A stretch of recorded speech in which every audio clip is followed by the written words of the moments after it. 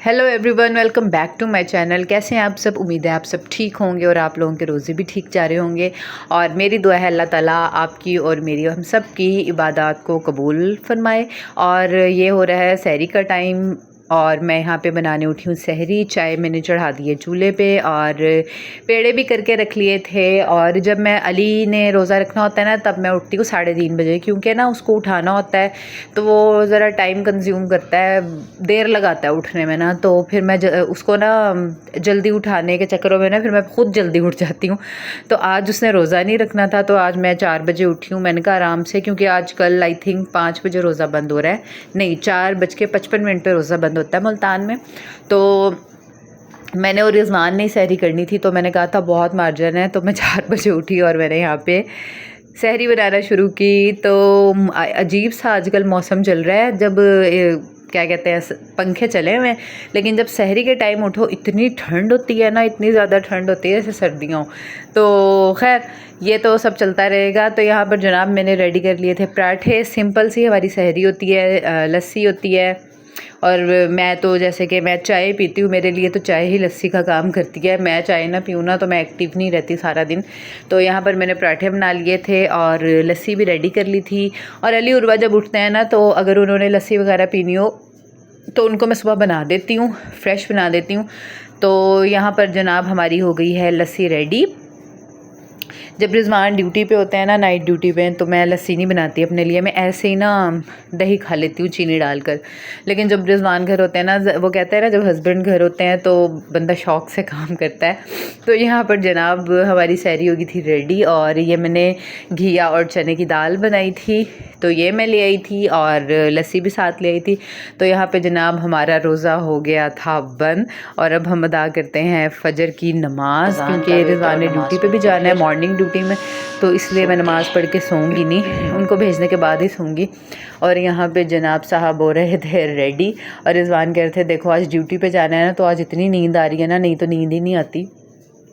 मैंने कहा खैर ये तो पार्ट ऑफ जॉब है यार। 2000 years later. तो मैं उठी हूँ 12 बजे और मैंने बच्चों को बना के दिया है नाश्ता।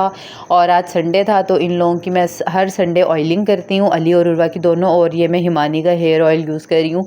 मैंने कभी भी कोई एक चीज़ पे नहीं मैं टिकी हूँ कि एक ऑयल लगा रही हूँ तो वही लगाती रहूँ। मैं हर ऑयल ट्राई करती हूँ। पहले मैं वातिका का लगाती थी, अब मैं हिमानी का यूज़ कर रही हूँ।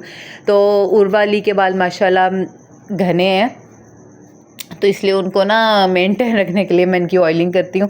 मैंने कहा चलो फिर आप लोगों को नहला भी दूँगी। तो उर्वा को इतनी मुश्किल से काबू करना पड़ता है ना, फला ये लड़की इतने नखरे दिखाती है। तो इन्होंने मुझे रोज़े में बड़ा खपाया। मैंने जल्दी जल्दी से उर्वा की ऑयलिंग की और उसके बाद ज़ैन अली की ये देखें मैं इतना सारा तेल डाल देती हूँ भी पूरे हफ्ते की कसर निकल जाए। तो यहाँ पर मैंने जनाब इनके लगा दिया था ऑयल और इनको मैंने शॉवर दिलवा दिया था। तो जनाब साफ़ सफाई सारी हो गई है और ये डस्टबिन खाली करती हूँ अभी मैं। और बच्चों को भी मैंने शॉवर दिला दिया। जितनी मर्ज़ी सफाई कर लो, इन्होंने ना अपनी चीज़ें नहीं जगह पे रखनी। और रिजवान के भी कपड़े प्रेस कर दिए हैं, बाहर से भी मैंने सारा साफ़ कर दिया है। किचन का काम है वो भी मैं शाम को करूँगी 4 बजे, तभी मैं पकौड़ों का मटीरियल, फ्रूट चाट जो भी है फिर वो मैं तभी काम कर लूँगी सारा। अभी मैं करती हूँ रेस्ट। 1 hour later. तो जनाब काम शाम करने के बाद, नमाज़ पढ़ने के बाद मैं लेट गई थी और घंटा डेढ़ मैं सो गई थी। उसके बाद मैं 4:30 बजे उठी हूँ। मैंने पकौड़ों का मटेरियल रेडी किया है और आप देख रहे हैं कि ये मटेरियल आपको ड्राई ड्राई सा लग रहा है। ये भी एक टिप है जो मैं आपके साथ शेयर करूँगी दोबारा से कभी। तो मैंने जल्दी से पकौड़ों का मटेरियल रेडी कर लिया था और अब मैं फ्रूट चाट रेडी कर रही थी, लेकिन केले ख़त्म हो गए थे तो मैंने अली को भेजा कि भाग कर तुम ले आओ। तो मैं सिर्फ अमरूद, सेब और केले ही और खजूर बारीक काट के ऐड कर लेती हूँ इसके अंदर। मैं अनारदाना वगैरह या इस तरह की कोई चीज़ ऐड नहीं करती, क्योंकि मेरे ब्रिज लगा हुआ है नीचे वाले टीथ्स पे, तो वो उसके अंदर ना फंस जाते हैं। तो बच्चे भी लाइक नहीं करते, वैसे खा लेते हैं लेकिन फ्रूट चाट में नहीं वो लाइक करते। तो यहाँ पे मैंने फ्रूट चाट जल्दी से रेडी कर ली। और ये देखें ये पकौड़ों का मटेरियल, सब्जियों ने अपना खुद का पानी छोड़ दिया है इसके अंदर। जब भी आप पकौड़े बनाएं ना, पकौड़ों में खुद से पानी ऐड ना करें, सब्जियाँ खुद अपना पानी छोड़ती हैं तो बहुत ही मज़े के और क्रिस्पी पकौड़े बनते हैं। तो यहाँ पर देखें मैंने पानी ऐड नहीं किया था। और अब यहाँ पर जनाब पकौड़े हमारे हो गए हैं, जो उनका मटेरियल था वो अच्छे से रेडी हो गया है और अब मैं बनाने लगी हूँ पकौड़े। तो पकौड़े एक ऐसी डिश है कि रमज़ानुल मुबारक में क्या बोल रही हूँ मैं, रमज़ानुल मुबारक में ना इसके बगैर दस्तरखान बिल्कुल सूना होता है। और हमारे घर में तो जनाब ऐसे है कि पकौड़े ना बने ना तो नाराज़ हो जाते हैं एक दूसरे से कि भाई तुमने पकौड़े नहीं बनाए। तो मैं और कुछ बनाऊँ ना बनाऊँ, मैं पकौड़े लाजमी इफ़्तार में बनाती हूँ कि रमज़ान की इफ़्तारी इसके बगैर नामुकम्मल होती है, तो इसलिए मैं पकौड़े लाजमी बनाती हूँ। और यहाँ पर मैंने जल्दी जल्दी से पकौड़े डालना शुरू कर दिए थे क्योंकि 5:30 हो गए थे।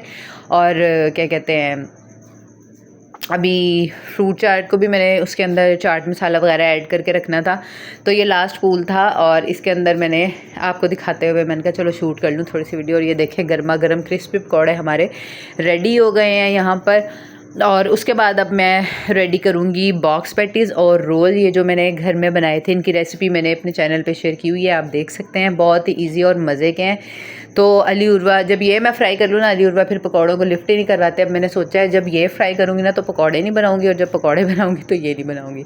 तो यहाँ पर रोज़ा इफ्तार होने में 2 मिनट रह गए थे और जल्दी से फिर हमने दुआ वगैरह मांगी और मैंने कैमरे को कर दिया बंद। फिर दुआ मांगने के बाद हमने रोज़ा इफ्तार किया और ये देखें माशाल्लाह हर चीज़ बना के रखी हुई थी, दही बड़े, रोज़, समोसे। और ये मैडम ना पहले ही खाना शुरू हो गई थी और ये रिजवान नमाज़ पढ़ रहे थे असर की।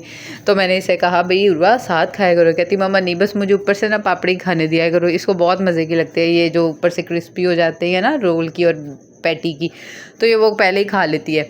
तो यहाँ पर देखें सब खा खू के इधर उधर चले गए और अब मैं उठाती हूँ दस्तरखान। तो सबसे पहले ना मैं फ्रूट चाट खाऊंगी क्योंकि मैं ना और खाना नहीं खाती हूँ रात को, सिर्फ जो इफ्तारी में मैंने खाना खाया ना बस मैंने वही खाना होता है, तो इसलिए मैं फ्रूट्स लाजमी खाती हूँ इफ्तार के टाइम। और इफ्तारी के बाद ना इतनी तबीयत बोझल हो जाती है ना, ऐसे नींद आने लग जाती है, मेरा तो दिमाग बिल्कुल बंद हो जाता है। तो दूध भी बॉयल करने वाला था और मैं जल्दी से आई, मैंने दूध बॉयल किया और यहाँ पर पत्ती ठोक के और चीनी रोक के मैंने जो है जनाब चाय रेडी की ताकि मेरा दिमाग खुले, ताकि आगे मैं कोई और काम करूं। तो यहाँ पर हो गई थी चाय वाली रेडी और बस चाय पी के मैं थोड़ी देर लेट गई थी और ये रिजवान आए हैं तरावी पढ़ के और मेरा दिल कर रहा था बाहर जाने को। हमें काफ़ी दिन हो गए थे हम लोग बाहर नहीं गए थे। मैंने कहा रिजवान आपका रेस्ट है, आप हमें बाहर ले जाएं। तो बच्चे भी ज़िद कर रहे थे कि बाबा बाहर जाना है, तो अब हम लोग जाने लगे थे बाहर। अली उर्वा को ना आइसक्रीम की इतनी क्रेविंग हो रही थी क्योंकि बाहर सब बच्चे आइसक्रीम खा रहे होते हैं, लेकिन मैं इन्हें नहीं खाने देती कि ज़ुकाम वगैरह हो जाएगा। लेकिन आपको पता है ना कि जब हम भी छोटे थे हम भी ऐसे ही करते होते थे, अम्मा से छुप छुपा के खा लेते होते थे। लेकिन मैंने कहा ये छुप के खाए इससे पहले इनको खुद खिला दो। तो हम लोग जा रहे हैं बच्चों को आइसक्रीम खिलाने। पास ही हमारे एक है फूड स्ट्रीट है छोटी सी, हम वहाँ पर जा रहे हैं। तो वहाँ पर जनाब हम बच्चों को खिलाएंगे आइसक्रीम। और चाय तो मैंने पी ली थी, तो मैंने रिजवान को कहा कॉफ़ी पी के आते हैं, कॉफ़ी पीने का बड़ा दिल कर रहा है। तो ये हम आ गए थे मार्केट में और आम रूटीन से हट के रश इतना नहीं था। ज़ाहिर है रमज़ान है, लेकिन फिर भी आप ये देखें यहाँ पे ना मैं पहले भी आई हुई हूँ इश्तियाक ड्रिंक कॉर्नर। यहाँ पे ना कॉफ़ी, लिम्का, आइसक्रीम यहाँ पे बहुत मज़े का मिलता है। और ये देखें कितना रश है भाई, यहाँ पर बारी नहीं आ रही थी, पार्किंग करने की जगह नहीं थी, लेकिन जैसे तैसे करके हम लोगों को पार्किंग यहाँ पर मिल गई।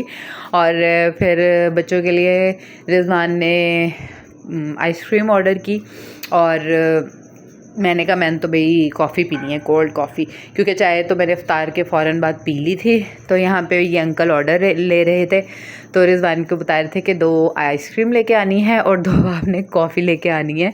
तो यहाँ पे हो गया था जनाब ब्लंडर, क्योंकि ये बुज़ुर्ग से थे और रश इतना था ना, इन बेचारों को समझ ही नहीं आ रही थी कि इसको कैसे मैनेज करना है। तो इन्होंने ना हमें क्या किया, इन्होंने हमें 3 कोन आइसक्रीम ला दी और ना कोल्ड कॉफ़ी की जगह ने इन्होंने हमें कार्डमम टी ला कर दे दी। हाय रिजवान कहते हैं ये तुम आइसक्रीम खाओ। मैंने कहा मैं क्या करूँ, मैंने तो कॉफ़ी मंगवाई थी।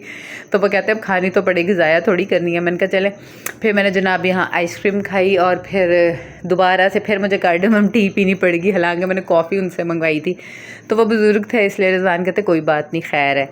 तो बस यहाँ पे हमने अपनी चाय इंजॉय की और मैंने अपनी कोन आइसक्रीम जो है ना वो मैंने अली को कहा अली उर्वा आप दोनों में से कोई एक ले लो, क्योंकि मेरी तो फिर जो है ना चाय की मत बच जानी है। तो फिर अली दो इंजॉय कर रहा था।